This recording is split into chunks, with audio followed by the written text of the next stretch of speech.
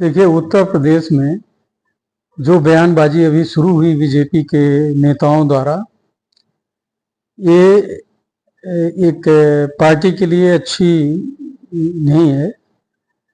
और अब ये है कि जो मेंबर ऑफ पार्लियामेंट का इलेक्शन हुआ, संसदीय चुनाव, इसमें इनकी कम सीटें आने का जिम्मेदारी से जुड़ा हुआ ये सारा बवाल है और कोई वो नहीं है।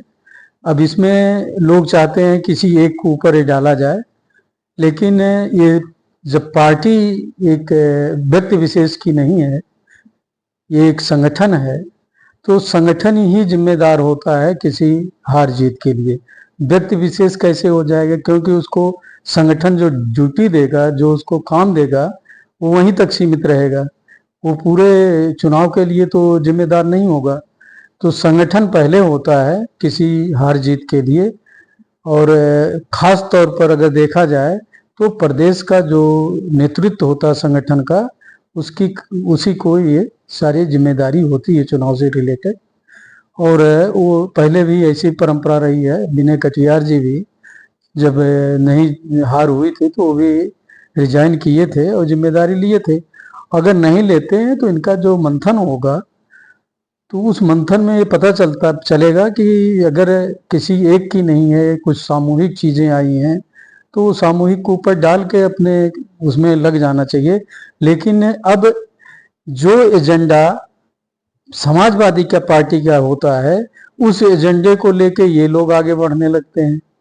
मतलब निगेटिव एजेंडा ये जिसे कहते हैं, जैसे स्कूलों का था बच्चों के पढ़ाई से रिलेटेड, और उसमें शिक्षकों का अटेंडेंस अनिवार्य करने के मामले थे, तो वो समाजवादी ने उसको कहा नहीं, उसको डाइल्यूट करिए।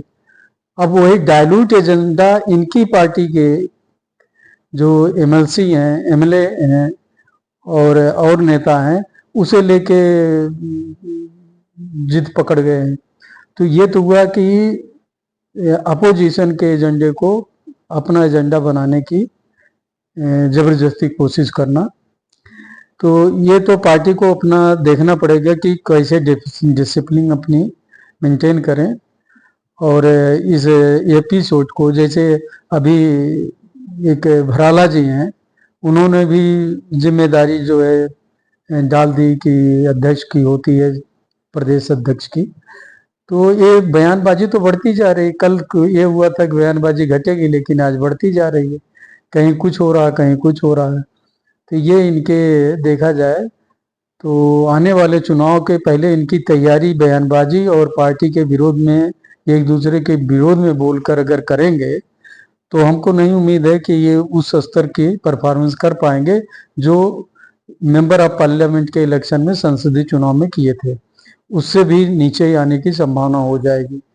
तो इन्हें अच्छा होगा कि अपनी बयानबाजी को कम करें और अपने काम में अगर लगते हैं और संगठन जिम्मेदारी अपने ऊपर ले, बयानबाजी बंद कराए और काम करें। क्योंकि पार्टी संगठित है, ऐसा लग रहा है, क्योंकि ऊपर से कभी अभी कोई वो नहीं हुआ प्रतिक्रिया, और प्रदेश अध्यक्ष की कोई प्रतिक्रिया नहीं आ रही है। लोग बोले जा रहे हैं। तो इस पे विराम लगाने के लिए कुछ स्पष्ट तौर पे बोलना चाहिए, और मीडिया को भी पता चले क्या बोला जा रहा है स्पष्टता के साथ, और जिससे मीडिया भी उस पर चर्चा अपनी खत्म करे और प्रदेश को स्मूथ कराने में सहयोग करे सारे लोग। अखिलेश यादव के ट्वीट पे आपका क्या कहना है? किसके? अखिलेश यादव। अखिलेश यादव का ट्वीट जो है कि 100 लाओ सरकार बनाओ, ये किसी से मतलब प्रेरित है, किसी के बयान से। और ये विपक्ष का हमेशा, किसी भी पार्टी का विपक्ष का ऐसे ऑफर देने का, तो मतलब ऐसे मौके की तलाश में रहते हैं, ऐसे ऑफर देते रहते हैं लोगों को। अगर दे रहे हैं, कहीं न कहीं कोई न कोई उनका कोई होगा जो इस स्तर पे बयानबाजी कराने के लिए उकसा रहा है। तो हमको तो नहीं लगता 100 कहीं कोई पाएगा और सरकार बनाएगा, लेकिन अपना भद्द पिटाएगा, ऐसा लग रहा है। ये उचित नहीं दिख रहा हमें। और अखिलेश जी की इसमें तो आप कह ही नहीं सकते कि कहीं उन्होंने बीजेपी का किसी नेता का नाम भी नहीं लिया है। केवल उन्होंने तो इस पे एक चुटकी ली है कहने कहा जाए तो। और उसको बीजेपी को सीरियसली सोचना चाहिए कि विपक्ष को मौका मिला इनके ऊपर, पार्टी के ऊपर बोलने का। बहुत ध्यान देना चाहिए कि ऐसे मौके न दें।